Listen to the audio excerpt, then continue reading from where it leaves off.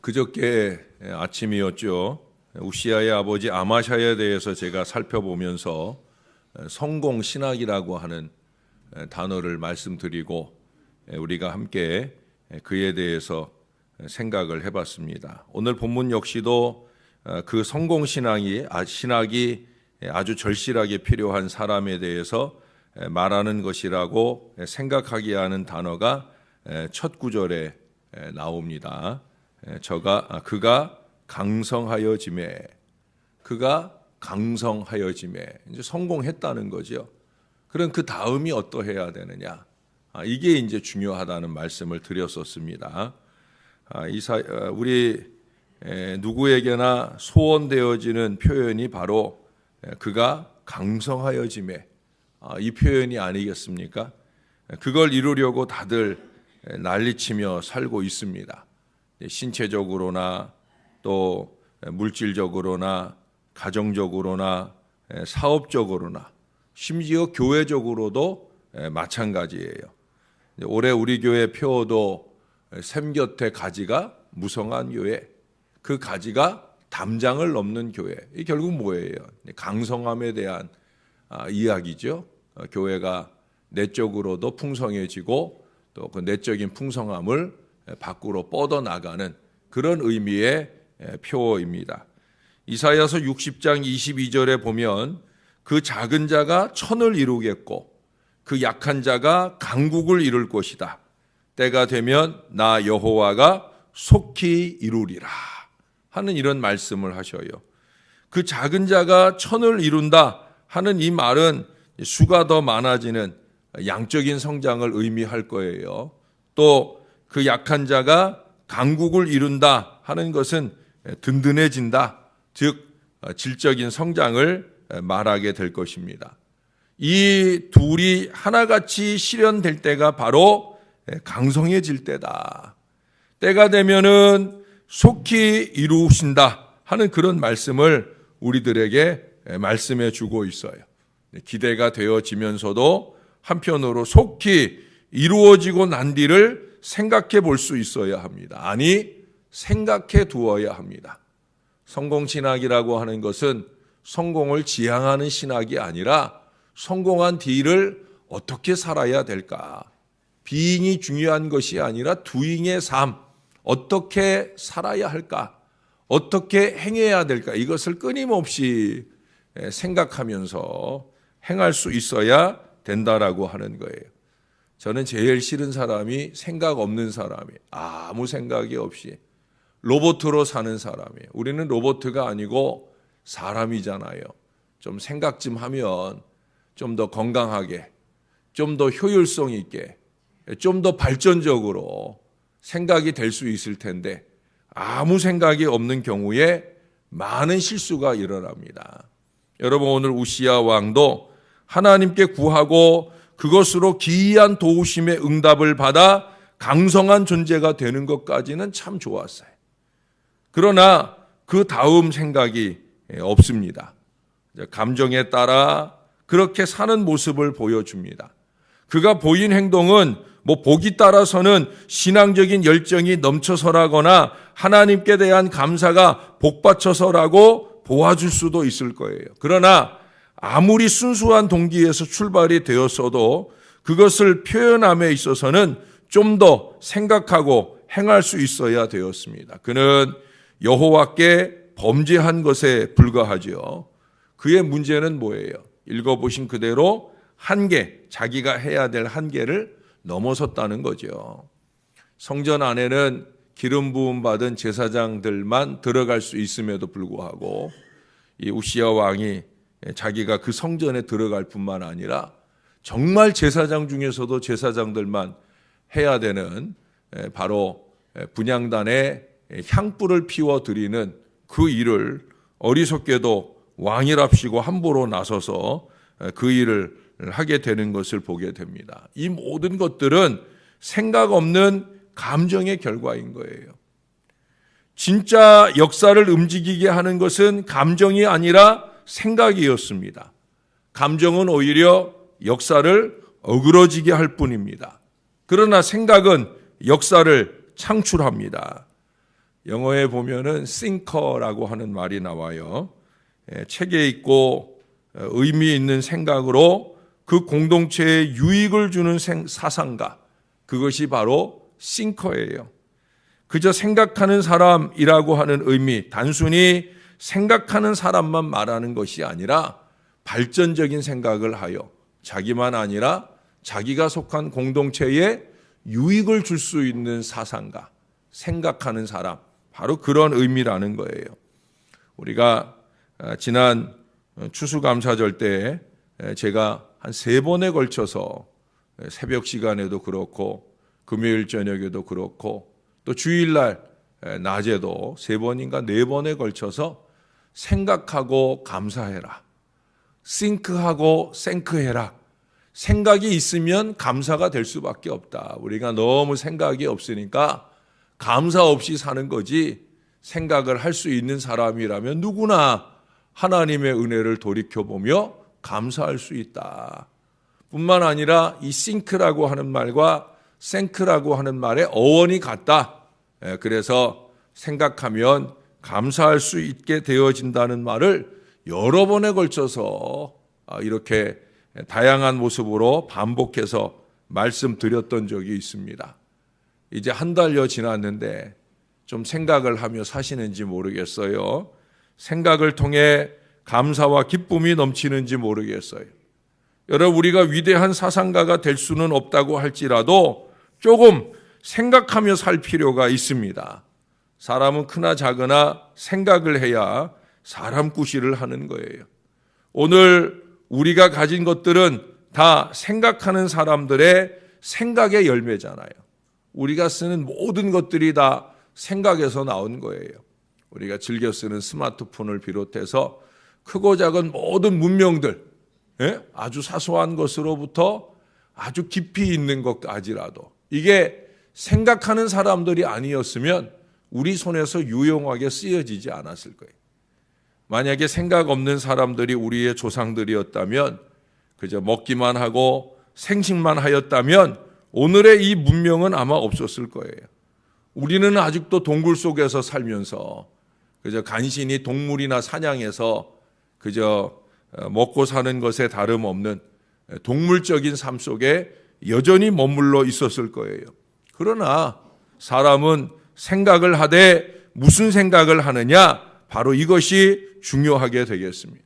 잡된 생각으로 시간만 낭비하는 사람도 많지요.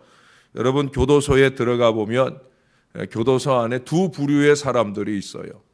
하나의 부류는 소수이지만 생각하는 사람이에요. 내가 이제 얼마 안 있으면 이제 출소를 하게 되는데, 출소한 뒤에 내가 무슨 일을 해서 어떻게 살아갈까?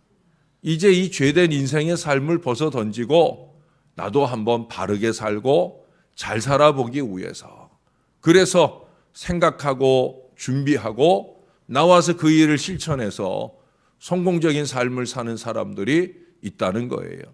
안타깝게도 그들은 소수예요.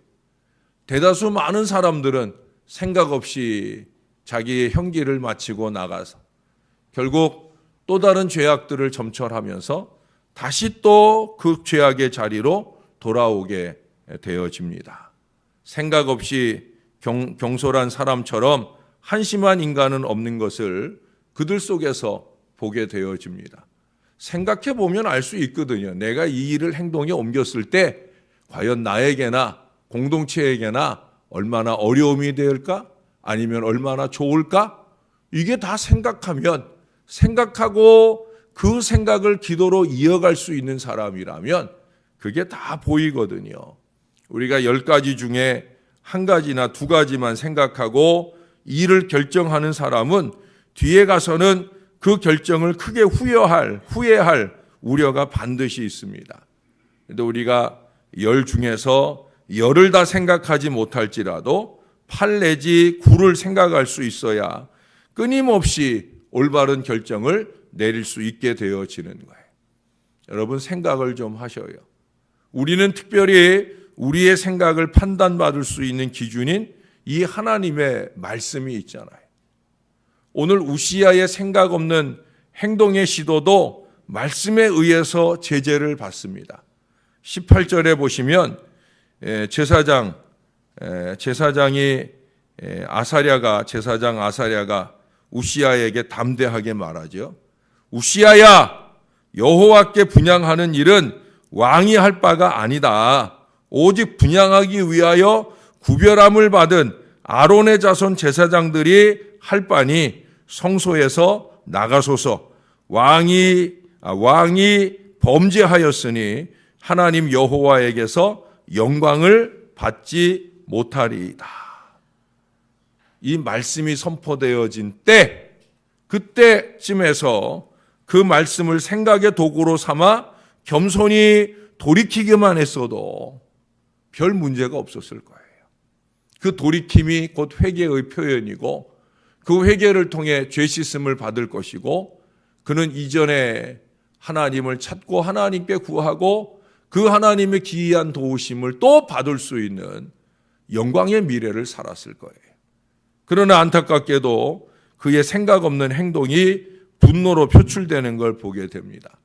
19절에서 보신 대로 감정의 끝이 분노요, 어리석게 그 분노를 잡아당길 때 그 화는 자기에게 오고야 마는 것을 보게 됩니다. 그는 어떻게 됩니까? 결국 나병 환자가 되고 말잖아요. 나병 환자라고 하는 것은 불결한 사람이에요. 그는 성전 근처에 얼씬도 못할 뿐 아니라 사람들에게서도 격리가 됩니다.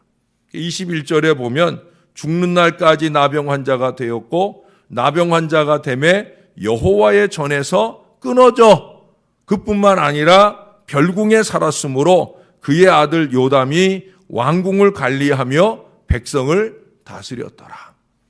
우리가 어제 보니까 우시야 왕이 이스라엘 모든 왕 중에서 가장 오랫동안 왕위에 있던 사람이에요. 그 뒤에 나중에 히스기야의 아들도 같은 연수만큼 나라를 다스리죠. 므낫세. 52년이에요. 52년 나라를 다스린 게 적은 나이가 아니죠. 그가 16세 왕이 돼서 52년이면 얼마예요? 68 될 때까지 왕위에 있었다는 거예요. 오래 왕위에 있으면 뭐합니까? 그의 말년은 왕이라는 이름만 있을 뿐이지 왕 노릇을 못하는, 그의 아들이 대신해서 왕궁도 관리하고 백성도 다스리는, 자기는 별궁에서 이렇게 하면 좋겠다 얘기나 전할 뿐이지 실제적인 왕은 아닌 그런 불행한 말년을 그는 보내게 되어집니다. 결국 그게 뭐예요? 자업자득이죠. 살아있으나 죽은 자와 같은 삶을 살아가게 되었다는 거예요. 오늘날도 많은 사람들이 이런 어리석음으로 영적 문둥병에 걸려 살아가는 걸 보게 됩니다. 교회는 다녀도 은혜 없는 신앙생활만 이어가는 경우들이 얼마나 많은지 몰라요. 사랑하는 여러분, 우리의 생각은 말씀의 조명을 받아야 합니다. 생각 없이 감정대로 행동함도 위험하고, 말씀의 조명을 받지 못한 채 마땅히 품지 말아야 할 그 이상의 생각을 어리석게 엮어가는 것도 아주 위험한 일이에요. 결국 머리만 휘어지고 소등은 없는 일이요, 스스로 무덤을 파고 뛰어드는 꼴이 되는 것을 오늘 이 새벽에 이 말씀 앞에 선 저와 여러분은 이 우시야를 통해서 교훈을 받을 수 있어야 된다라고 하는 거예요. 민수기 12장에서도 이와 유사한 사건이 있죠. 바로 미리암이 문둥병에 든 사건입니다. 나병에 든 사건이에요. 똑같이 나병이 들었어요. 공교롭게도 하나님께서 똑같이 나병을 허락하셨죠. 오늘의 사건과 같이 똑같이 교만에 근거한 월권의 문제에 대하여 하나님은 준엄하게 심판할 때 나병을 씌우겨 주셨다는 걸 보게 되어집니다. 우시야의 경우가 생각 없는 감정적 교만이었다라고 하면, 미리암의 경우에는 지도자 모세의 행동에 대해서 마땅히 품지 말아야 할 그 이상의 생각을 지나쳐서 판단하고 비방한 것에 대해서 하나님께 징계를 받고 있습니다. 한 사람은 너무 생각이 없어서, 한 사람은 품지 말아야 할 그 이상의 생각을 품어서 결국에는 똑같은 징계를 받게 되어진다는 거예요. 여러분, 미리암의 징계도 미리암 본인의 징계로 끝나지 않아요. 그가 나병이 들어서 일주일 동안 고생하는 동안에 이스라엘도 일주일 동안 그 자리에 멈춰서서 진행하지 못하고 발목이 잡혀요. 공동체의 진행의 발목을 일주일 동안 잡고 있어요. 근데 그 일주일만이 아니에요.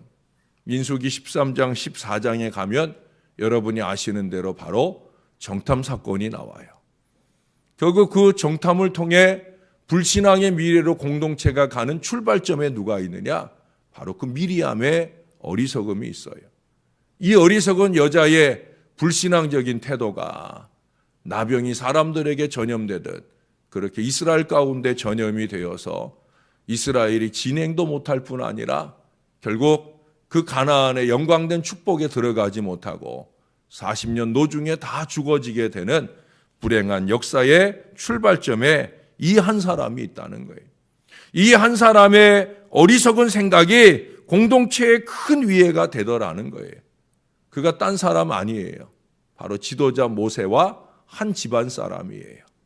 모세의 골몰에 함께 골몰했던 여인이요, 모세의 지도력에 보탬이 되어야 할 여인이 오히려 보탬이 되지 못하고 위해가 된 결과를 우리들에게 교훈해 줍니다. 사랑하는 여러분, 생각하며 살아야 합니다. 말씀에 의지한 깊이 있는 믿음의 생각을 할 수 있어야 됩니다.